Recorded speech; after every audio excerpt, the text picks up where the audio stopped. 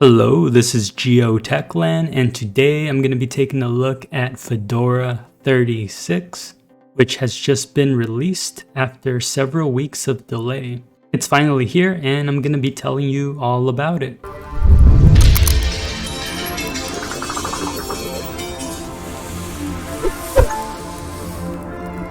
So the biggest change in this release is that Fedora 36 comes equipped with Gnome 42.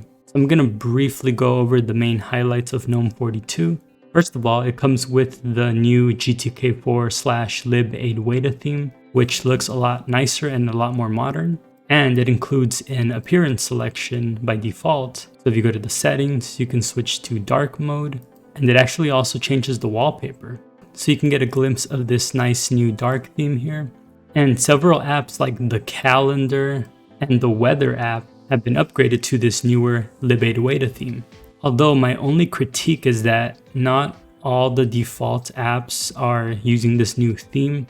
So for example, if you go to the file manager, unfortunately the file manager wasn't ported or shipped with this version of Gnome 42, although that is slated to be released for Gnome 43.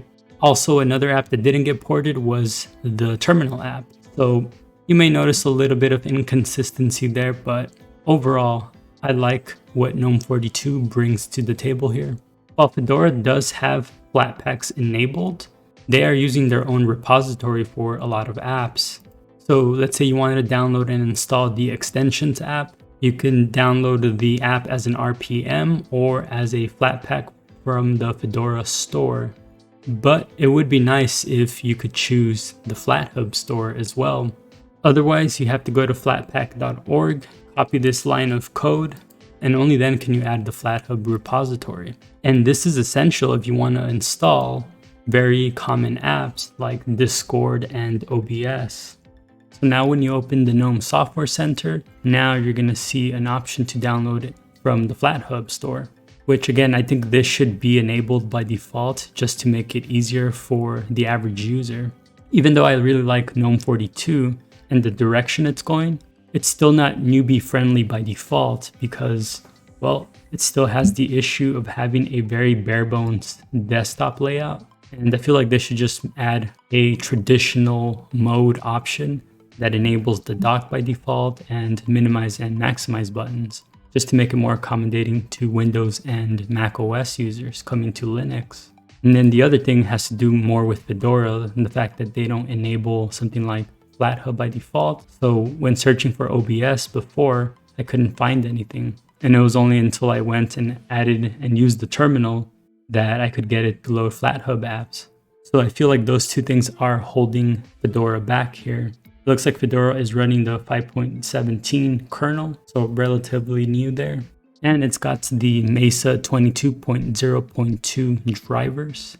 And then my only other critique of Fedora here is the wallpaper. I think it looks a lot brighter and is a lot better than their previous backgrounds. It even kind of has this very memorable feel to it, similar to the feeling you get when seeing the Windows XP desktop.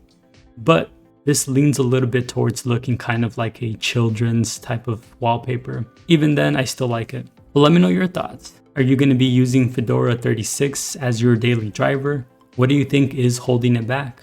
Let me know your thoughts in the comments below. And if you like my video, please like, share, subscribe, and I will see you all next time. If you're enjoying my video, you can subscribe to me on YouTube, PeerTube, follow me on Odyssey. You could also support me on LiberaPay, Patreon. See links in the description below.